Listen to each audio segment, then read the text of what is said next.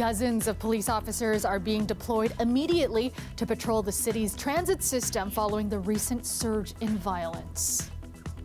Our plan aims to have upwards of 80 police officers in place throughout the city's transit locations every day. But is boosting the police presence the best way to address violence on the TTC? Some are skeptical. Plus, it's not just financial trauma, it's emotional trauma, and it never leaves you. An exclusive interview with a couple who rented out their Toronto home only to have it sold without their knowledge by an organized crime group. And that's a failure on our part, and it caused anxiety to the passengers on board. So for that, I apologize.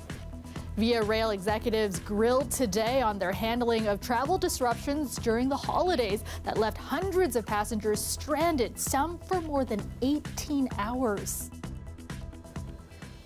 Good evening, I'm Kelda Yoon. 4 teenagers are facing charges tonight after allegedly firing a BB gun at a passenger at the York University subway station this morning. Now, it's just the latest in a series of violent attacks against TTC passengers and workers that has left the city looking for answers. Today, Toronto police announcing more officers are being deployed along the transit system immediately to enhance public safety. But as Ali Chiasson reports, not everyone thinks it's the best response. Our plan aims to have upwards of 80 police officers in place throughout the city's transit locations every day. These deployments will focus on reducing victimization, preventing crimes of opportunity, and enhancing public safety. The recent violence affecting TTC passengers and employees has put commuters on edge. Just this week saw 2 random stabbings, one on a 23-year-old woman taking the Spadina streetcar, and just yesterday, a 16-year-old boy was stabbed in the leg and torso. That's not to mention the bus driver who was shot with a BB gun last weekend, which occurred again this morning on a bus near York University, but this time a passenger was injured. Police Chief Myron Demkew says starting today, our officers will be on, in, and around the transit system across the city throughout the day and late into the evening each and every day. It's not an effective plan. Toronto City Councillor Josh Matlow would rather see resources spent on mental health outreach to assist, rather than the city policing its way out of the situation. To have mental health professionals who can work with the TTC, both to be on the ground, but also be available to them when they need to be called in, who know how to identify and de-escalate individuals who have the potential of committing violent acts. Yeah, we see a lot more people who are on the TTC and they're seeking shelter because we are failing to provide them with any other option. Outreach worker Diana Chan McNally worries about the homeless in our city being further stigmatized when statistically they are more often victims of violence than the perpetrators. I think it's unfortunate that we're not having empathy toward people who are basically stranded and on the TTC, and instead we're seeing them as a threat. The mayor, who is efforting a $50 million increase to the police budget, says the city needs other levels of government to help them address some of the root causes of this violence. Well, I don't want to draw any association as between mental health and these kinds of acts necessarily. There can be no question, as a matter of common sense, that some of these random acts that happen involving complete strangers certainly seem to involve people that have serious issues in their lives. And I'm sympathetic and compassionate about those issues, but the bottom line is they're not going to get dealt with, without the investment of governments in treating mental health as health, which is not presently happening to anywhere near an adequate extent. And those solutions are slow moving.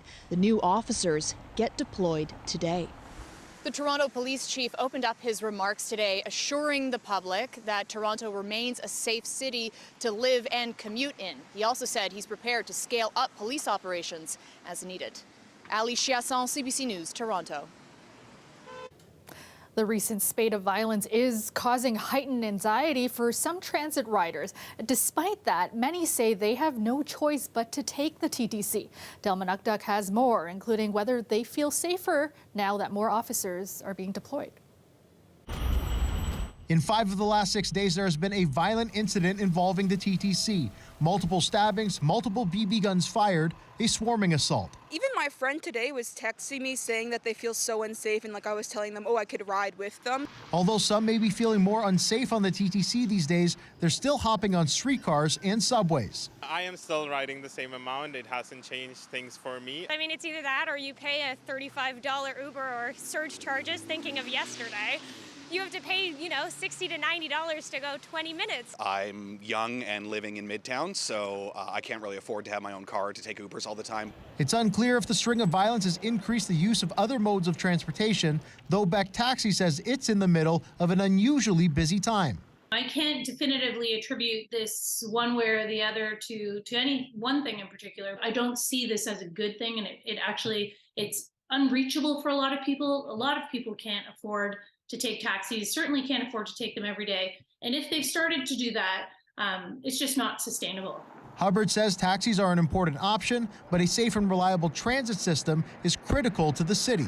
Meanwhile, some riders are questioning Toronto's decision to boost police presence along the transit system in an aim to deter violence. I don't think we should necessarily increase police presence or things like that on the TTC. Myself being minority, I don't feel safer with an increased presence of police on the transit network. Adding police to the network won't really make a difference. It only will incite fear within transit riders across the system. What we really need is, let's say, investments in youth hubs across the city to deal with the increase in youth violence, or additionally just more support in community crisis support workers. In addition to more police, if approved by City Council, new funding will go towards hiring 10 additional Streets to Homes outreach workers to be deployed along the TTC system. Dale Manukduk, CBC News, Toronto.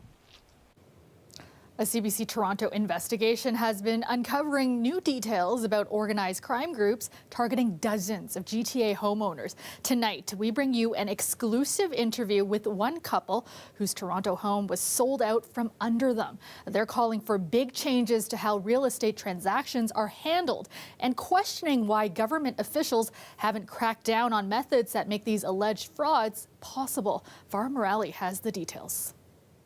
We own an average house in Toronto. Derek and Stephanie are still coming to grips with the past year. It's not just financial trauma, it's emotional trauma, and it never leaves you. CBC News has agreed not to use their real names because they're victims of identity theft. The couple moved overseas for work, and in 2021, new tenants rented out their Toronto house. Months later, Stephanie logged on to her online banking and noticed their mortgage info had vanished. The bank told them the mortgage was closed. A title search confirmed the home had been sold. The moment we found out, it's just cold chills run through your body, and you can't help but feel an overwhelming sense of emotion. They later learned the tenants with alleged ties to organized crime used fake IDs to rent their home. Others posed as Stephanie and Derek using forged ID, seemingly enough to fool everyone along the way. I think that's what scares you most. You think, if the bank fails, the real estate board will catch it. Or if the real estate board fails, the lawyer who signs off on the house sale will catch it. So many educated people, it just passes by. People from all different One piece of government ID is often all anyone needs to make a large real estate transaction. Because what we're doing right now is not working. Industry stakeholders say fake IDs are getting so advanced, it's time to demand more verification, like credit score searches and cell phone accounts. Brokers, realtors, lawyers, title insurers, everyone who's obligated to look at the identity of someone, a multi-factor process is going to be much safer than what we're doing right now. The Law Society of Ontario says its verification protocols are consistent with other law groups in Canada. The Ontario government told CBC News it's unveiling a new code of ethics for realtors, but offered no details on anti-fraud measures. RICO, which governs realtors, says it's reminding agents to be vigilant. Because of the very lenient penalties. That's not enough, say these victims. We need tougher laws. We need the government to protect its citizens more from this type of crime. The couple had title insurance and are close to resolving the situation, but say the ordeal will haunt them for a long time. Vara Morali, CBC News, Toronto. Cleanup is underway from the storm that started yesterday afternoon and dragged on into the overnight hours. So how did residents feel about digging out this morning? Depends on who you ask. This thing is very heavy, you know. It's heavy. At the bottom, you have the water, the ice. Now on top is the snow. My arm here is sore from yesterday shoveling my snow and clear my driveway. And now today I couldn't go to work. It could be worse. It could be freezing rains. And then we'd all be in trouble. It's fun, right? Like it's so fantastic. This is Canada. This is winter. This is great. The city says plows and salting trucks will be out clearing the roads for the next few days. The messy weather made for a hard commute for thousands, causing dozens of crashes around the GTA. The snow also caused delays at Pearson Airport. More than a quarter of the departures and arrivals were canceled at one point, according to the airport's website. Colette Kennedy joins us now with a first check on the forecast. And Colette, yeah, today is all about that cleanup. Yeah, it sure is. I mean, we had some record snowfalls and we were seeing significant snow, 20 to 30 centimeters from southern Quebec and then back towards Toronto where we were looking at just under 15 centimeters. Not too surprising with the mixing that we got. So I talk to you about how that was going to happen. But also Ottawa, 25 centimeters, and even looking at that 19 to 22 in places like Vaughan and towards Brampton and Aurora and through so many regions seeing that at least towards 20 or just a bit above there. Daytime highs today, some of these came in the early morning hours, like for Toronto, because most of the afternoon it was -1, and Barrie, most of the afternoon you were at -5. So that came earlier in the day, that -3. We've had that flurry activity, which has actually been a little bit more than just a dusting in southwestern Ontario. This system comes through overnight tonight, and that'll give a little bit of snowfall in a few areas, but mostly I would also call that a dusting, lingering into early tomorrow morning for parts of the GTA, and then we get into just mostly cloudy skies. Another system coming behind that one. So we're going to talk more when I come back, and I'll walk you through all of this. Tonight, -7. Tomorrow's daytime high, Kelda, just up to freezing. Thanks so much, Colette. Via Rail executives were in the hot seat today, grilled by the House of Commons Transport Committee. This after last month's holiday travel chaos that saw hundreds of passengers stranded on trains during a winter storm. In one instance, a 5-hour journey from Ottawa to Toronto turning into an 18-hour debacle. Ashley Burke has the details. Days before Christmas, this is what stopped Train 55 in its tracks. But it's not what caused passengers to eventually call 911 for help. Via Rail's treatment did. It just sort of felt like you're like a caged animal. It didn't really feel too humane. Casper Baranin was among the passengers who had enough. After being trapped on board overnight near Cobourg, Ontario, by morning food and water ran out. Most washrooms were out of service, and he says misinformation from Via Rail hadn't let up. I think what was really crazy about it was, well, there's a lot of like miscommunication. You know, they're like, yeah, an hour and a half longer, and then, oh, maybe 3, and then, 3 hours later, it's like, yeah, so another hour. That was really frustrating. What was supposed to be a 5-hour train ride home, he says turned into a more than 21-hour journey. At a parliamentary committee today, Via Rail executives had to answer for it. There was misinformation we offered the passengers. We exacerbated the level of anxiety of those passengers on board. That included an email sent out telling passengers the tree had been removed when it hadn't. Obviously, they didn't take it well because they saw that the tree was still there. Certainly, over the course of 18 hours, one would think we could evacuate a train. We had passengers in a safe place with light and heat and access to washrooms. We couldn't access the train, or we couldn't access the train to evacuate them. Via Rail said it wasn't safe to guide passengers along this creek to a nearby neighborhood without power. But Baranin said the worst part was the lack of support from staff. The part that I found most annoying was they were still charging us for food when they were passing it out, and water. That was like salt rubbed into the wound. We were selling food that is against what we normally would have done. Once again, that's a failure on our part, and it caused anxiety to the passengers on board. So for that, I apologize. Via Rail said that on top of other refunds and travel credits, it will now reimburse passengers on that train for any food or beverages that they should have never had to pay for. Ashley Burke, CBC News, Ottawa. A concerned group is calling on the mayor and city council to expand Toronto's automated speed enforcement program. They say Toronto needs more speed cameras to improve safety on the city's roads. Now, Avenue Road used to have a speed enforcement camera to slow down traffic to the set speed limit. And now it doesn't, because there are not enough speed enforcement cameras in Toronto for all the dangerous roads that we have. MPP Jessica Bell joined the Avenue Road Safety Coalition for the announcement. Bell says speed enforcement cameras have been shown to be effective in slowing vehicles down. But the Safety Coalition says the 75 cameras the city currently has in place aren't enough. The group also wants wider sidewalks, more bike lanes, and mid-block crossings. Bell says the demands will help the city achieve Vision Zero, a plan to reduce traffic-related fatalities. The NDP say in the first 20 days of 2023, 88 pedestrians were hit in Toronto, up from 50 at the same time last year. Welcome back. The Peel District School Board has voted in favor of adopting a new anti-Islamophobia strategy, becoming the first school board in the country to do so. Greg Ross has those details. Islamophobia is not just an issue that affects Peel Region, but the creators of the new anti-Islamophobia strategy say it's a big problem. Peel Region itself, I believe the number is 25% of students in Peel Region identify as Muslim, so it is a huge population. Samia Hassan says she has experienced Islamophobia firsthand. She's the executive director of the Council of Agencies Serving South Asians. She says harassment towards Muslim students can be demoralizing. We've heard from hundreds of youth and their parents about stories of things like being called a terrorist, or girls having their hijabs pulled off from their heads, or being dismissed by teachers in the school system. Hassan says part of the plan is to speak with students and their families. We're working with high school youth and high school parents to do some advocacy around having an impact on board-wide policies. She says one of the goals of the strategy is to create a sense of inclusion. Really affirming and celebrating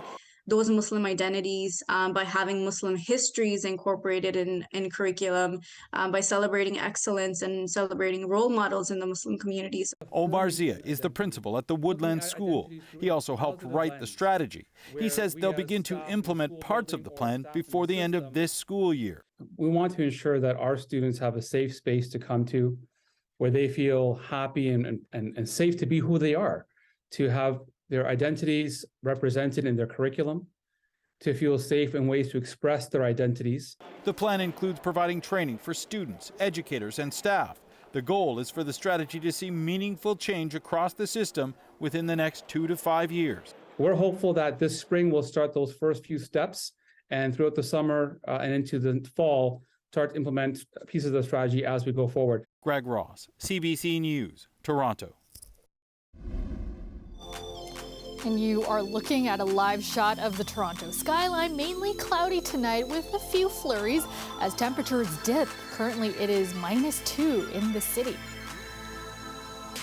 Let's go back to Colette now with a look at your extended forecast. And Colette, we do have another pretty significant system coming through in a couple of days, but nothing like the one yesterday. Yeah, that's right. So we have one that'll be a little more organized coming through towards the end of the weekend. And before that, we've got a couple of weaker systems, including tonight with this frontal boundary that's going through. So giving us a light dusting. In most cases, that's what it is. And then we're going to see as we head into the weekend, so Friday night into Saturday morning, the next one. And then, like I said, Sunday, that one will give us a bit more than a dusting. I'm going to show you those accumulations in a moment. But what I want you to also know is what comes is going to be sticking around, plus what we just saw, because of a real push of cold air that's coming in for the beginning of next week and hanging around for a while. And this will be consecutive days, colder temperatures than we have seen so far this season. So this is this weaker system that's going through tonight. And that's where we're talking about most cases, it's a centimeter or less. I know you've had more earlier and through the day here into southwestern Ontario. But that passes through, a few flurries lingering early tomorrow morning. Then the next one, this is really lining up. And I just want you to watch some areas like from Goderich towards London. We could see more significant lake enhancement there. So it's more than just a few centimeters.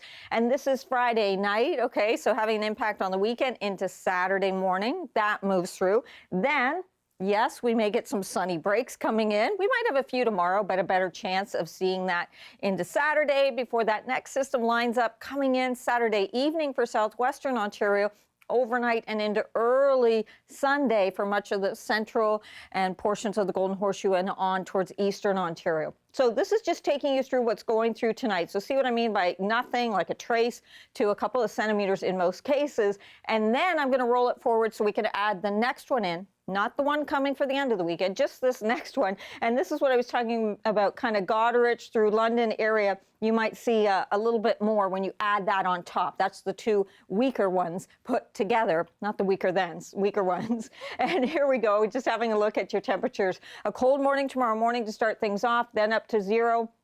Then it's a little milder through the overnights because of the bump from those frontal boundaries. But watch out after this comes in Sunday. That one more 5-6 centimeters or so, and then much colder air, plunging temperatures for the beginning of next week.